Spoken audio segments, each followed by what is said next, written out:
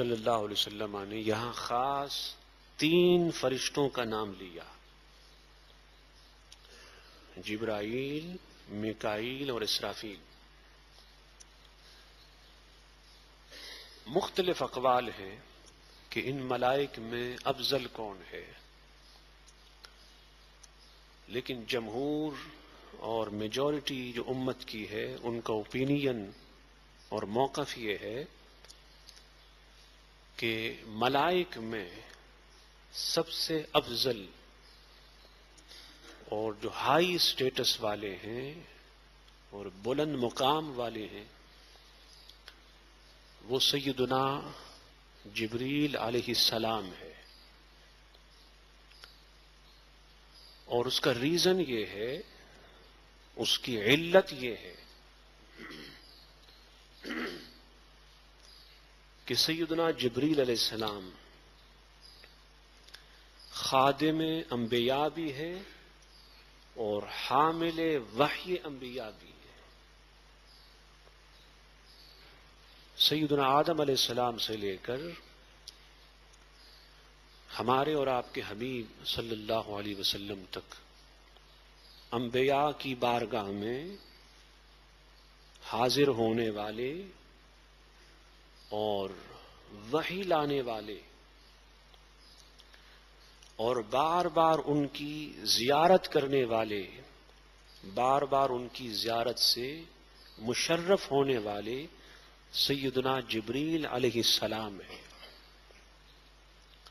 سو انبیاء کی خدمت نے، انبیاء کے وحی لالے نے، انبیاء کے پاس بار بار آنے جانے نے اور انبیاء کی بار بار زیارت کرنے نے سیدنا جبریل علیہ السلام کو تمام ملائک سے بلند اور اونچا مقام عطا کیا، اور تمام ملائک میں اور نوری آسمانی مخلوق میں ان کا مقام سب سے بلند ہوا۔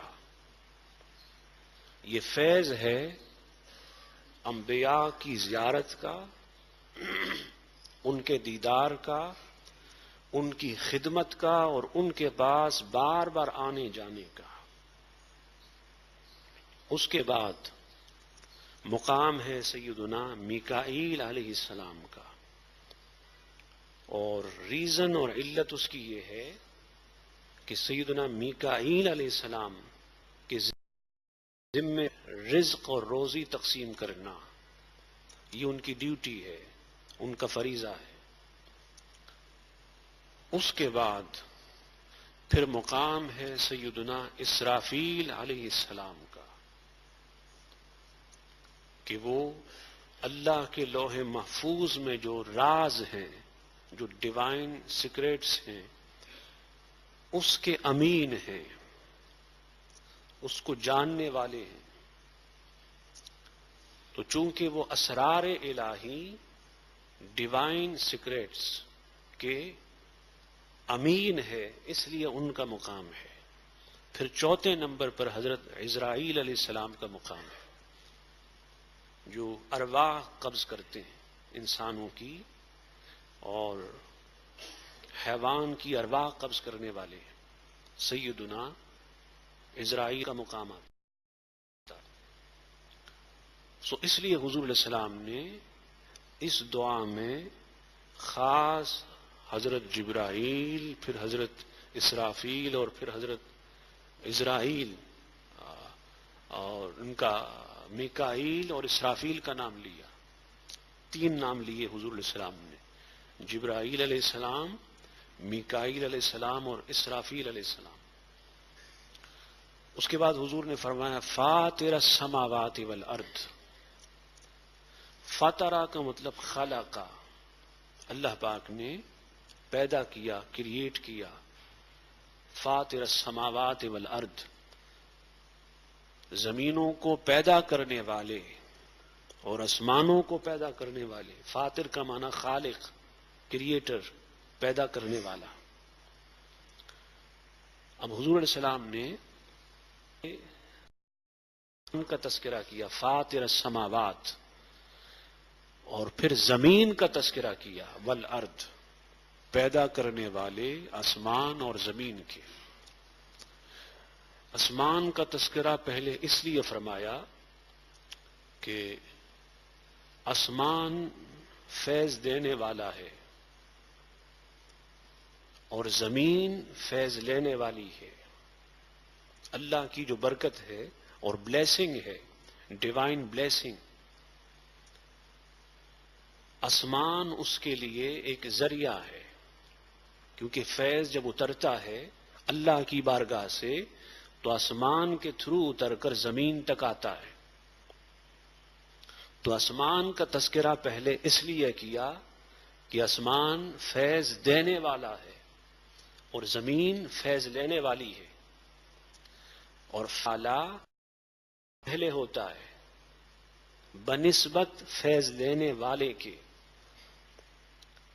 یہی وجہ ہے کہ اللہ پاک نے کل جہاں، کل کائنات، کل دنیا اور کل مخلوقات سے پہلے اپنے نبی صلی اللہ علیہ وسلم کو پیدا کیا، اور حضور کو سب سے پہلے اس لیے پیدا کیا کہ حضور فیض دینے والے ہیں، حضور خیر عطا فرمانے والے ہیں، حضور اللہ کی نعمت کے قاسم ہیں، حضور علم کے قاسم ہیں، حضور خیرات کے قاسم ہیں، حضور تمام اچھائیوں اور بھلائیوں کے قاسم ہیں، اور مخلوق لینے والی ہے۔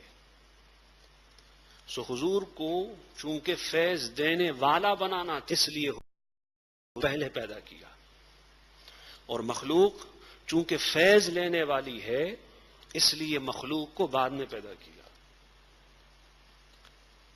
دوسرا ریزن یہ ہے کہ آسمان شرک سے، کفر سے، نفاق اور تمام گناہوں سے پاک ہے، لیکن زمین پہ کفر بھی ہے، شرک بھی ہے، نفاق بھی ہے، بغض بھی ہے، عناد بھی ہے، دشمنیاں بھی ہیں، گناہ بھی ہیں، نیکیاں بھی ہیں۔ سو اس لیے حضور علیہ السلام نے آسمان کا تذکرہ پہلے فرمایا فاطر السماوات والارض، زمین، آسمان اور زمین کے بنانے والے، پیدا کرنے والے۔ اس کے بعد فرمایا انت تحکم بین عبادک فیما کانوا فیہ یختلفون، مولا تو فیصلہ کرنے والا ہے، تو ججمنٹ دینے والا ہے اپنے بندوں کے درمیان اس مسئلے میں جس میں ان کے درمیان اختلاف ہے، ڈسپیوٹ ہے۔ اب فیصلہ دو طرح کا ہوتا ہے، ایک تو قولی فیصلہ ہوتا ہے جو قول سے ہوتا ہے، زبان سے ہوتا ہے، وربل ججمنٹ، اور ایک فیصلہ عملی ہوتا ہے، پریکٹیکل ججمنٹ یا پھر فائنل ججمنٹ۔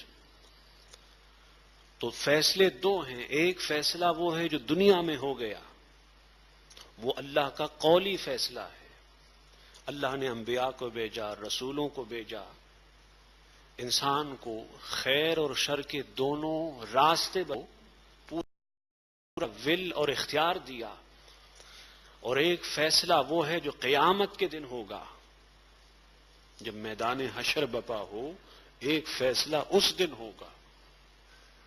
تو اللہ پاک نے فیصلہ قولی یہاں کیا، لیکن عملی فیصلہ، فائنل ججمنٹ اور پریکٹیکل ججمنٹ قیامت کے دن ہوگا۔ اس پہ فیصلہ ہو جائے گا کہ کس کو دوزخ جانا ہے اور کس کو جنت جانا ہے۔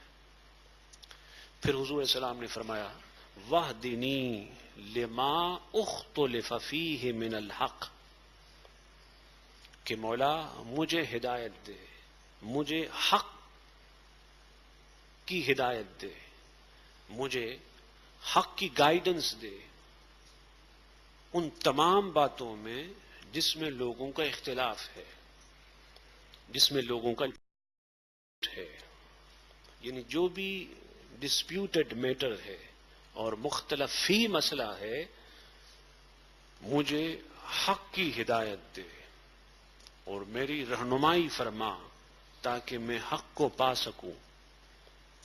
معلوم ہوا کہ جب مسائل میں ڈسپیوٹ ہو، اختلاف ہو، تو اس میں حق ایک ہی ہوتا ہے، اور حق کو وہی انسان پاتا ہے جو ہدایت یافتہ ہو اور گائیڈڈ ہو، جس کے پاس ہدایت ربانی ڈیوائن گائیڈنس ہو، وہی شخص حق کو پاتا ہے۔ اور پھر حضور علیہ السلام نے گائیڈنس کی جو دعا کی وہ امت کے لیے کی ہے، ہمارے لیے کی ہے، ورنہ حضور علیہ السلام تو ازل سے ہدایت یافتہ ہیں، حضور تو روز اول سے گائیڈڈ ہیں، حضور فقط ہدایت یافتہ نہیں ہیں، کل کائنات کو گائیڈ کرنے والے اور کل کائنات کو ہدایت دینے والے۔ تو حضور کی بعض دعائیں امت کے لیے ہوتی ہیں، حضور تذکرہ اپنا فرماتے ہیں، نام اپنا لیتے ہیں تاکہ اللہ کی بارگاہ میں نام میرا پہنچے، اس لیے کہ جو دعا حضور کے نام سے اللہ کی بارگاہ میں پہنچتی ہے اللہ اس کو ریجیکٹ نہیں کرتا، اللہ اسے قبول فرماتا ہے۔ یہ سوال، اس سوال کا اور آبجیکشن کا جواب ہے کہ جب امت کے لیے حضور دعا مانگ رہے ہیں تو پھر حضور اپنا تذکرہ کیوں کر رہے ہیں، اپنا کیوں حوالہ دے رہے ہیں؟ حضور صلی اللہ علیہ وسلم اگر امت کے لیے دعا مانگ رہے ہیں تو چاہیے کہ ڈائریکٹ امت کے لیے کہیں، جیسے کہ بعض دعائیں ہیں جس میں براہ راست امت کے لیے۔ نکتہ اس میں یہ ہے، یہ حدیث میں دیکھیں حضور فرماتے ہیں وَاہْدِنِی، مولا مجھے ہدایت دے، اور مقصود کس کی ہدایت ہے؟ مقصود امت کی ہدایت ہے، امت کی گائیڈنس ہے۔ حضور تو پہلے سے ہدایت یافتہ ہیں، حضور تو مرکز ہدایت، دا سورس آف گائیڈنس ہیں، تو پھر حضور کے ہدایت مانگنے کا مطلب کیا ہے؟ تو میں نے جواب دیا کہ یہ امت کے لیے دعا ہے۔ پھر سوال آیا کہ جب امت کے لیے ہے تو اپنا حوالہ کیوں دیا، اپنا تذکرہ کیوں کیا؟ تو جواب اس لیے ہے تاکہ اللہ کی بارگاہ میں جب یہ دعا حضور کے نسبت سے پہنچے گی تو پھر یہ دعا کبھی ریجیکٹ نہیں ہوگی، کبھی رد نہیں ہوگی، اس لیے کہ یہ امپوسیبل ہے، ناممکن ہے کہ بارگاہ رسول میں حضور کا نام لیا جائے اور دعا قبول نہ ہو۔ اس لیے آپ حدیث میں ہے، روایات میں ہے، علماء نے بھی بیان کیا کہ جس دعا میں درود شریف پڑھا جائے اول و آخر میں، وہ دعا قبول ہوتی ہے۔ اس لیے قبول ہوتی ہے کہ درود کبھی ریجیکٹ نہیں ہوتا، درود کبھی رد نہیں ہوتا، اللہ پاک درود کو ہمیشہ ایکسیپٹ کرتا ہے، قبول کرتا ہے۔ تو یہ اس کی شان کریمی سے بعید ہے کہ وہ اول و آخر درود و سلام کو قبول کر لے اور بیچ کی دعا کو ریجیکٹ کر دے، یہ نہیں ہو سکتا۔ تو ابتدا بھی دعا کی درود و سلام سے ہوئی اور انتہا بھی درود و سلام پر ہوئی، تو وہ دعا اللہ کی بارگاہ میں مقبول ہے۔ جیسے درود و سلام کی برکت سے دعا قبول ہوتی ہے، تو ویسے پیارے پیارے محبوب کے پیارے پیارے نام اور نسبت سے قبول ہوتی ہے۔ اور امت کے لیے سب سے بڑی دعا ہدایت کی دعا ہے، اس لیے کہ علم گمراہ کر سکتا ہے، تحقیق گمراہ کر سکتی ہے،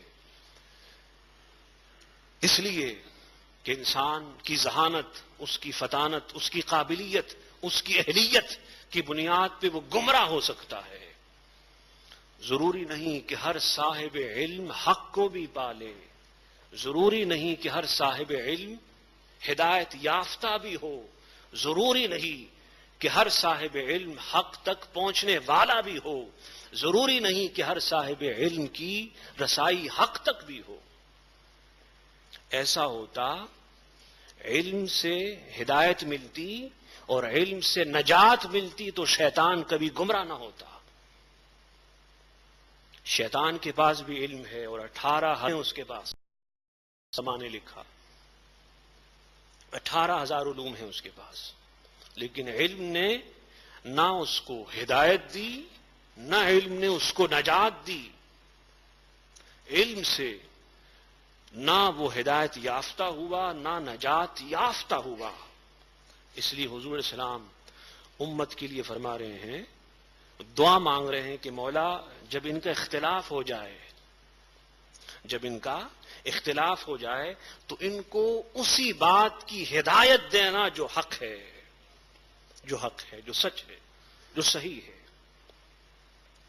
بِإِذْنِكَ، اپنے فضل سے، اپنے کرم سے، اِنَّكَ تَهْدِي مَن تَشَاءُ إِلَىٰ صِرَاطٍ مُسْتَقِيمٍ، بے شک تو ہدایت دیتا ہے جسے چاہتا ہے سیدھی راہ کی، جسے چاہتا ہے سیدھی راہ کی ہدایت۔ ہدایت اللہ کے قبضہ اور اختیار میں ہے، ہدایت اللہ کے فضل سے ہے، اللہ کی عنایت سے ہے، ہدایت اللہ جل مجدہ کی رحمت ہے، اللہ کا کرم ہے، اللہ کی عنایت ہے۔ اس لیے لوگوں اپنے لیے بھی اور پوری امت کے لیے، پوری انسانیت کے لیے ہدایت کی دعا ضرور مانگا کریں، ہر وقت ہدایت کی دعا مانگا کریں۔ نہ جانے کب گمراہ ہو جائیں، نہ جانے کب دل حق سے پھر جائے، نہ جانے کب ہماری علم، تحقیق، ذہانت و فطانت ہمیں گمراہ کر دے۔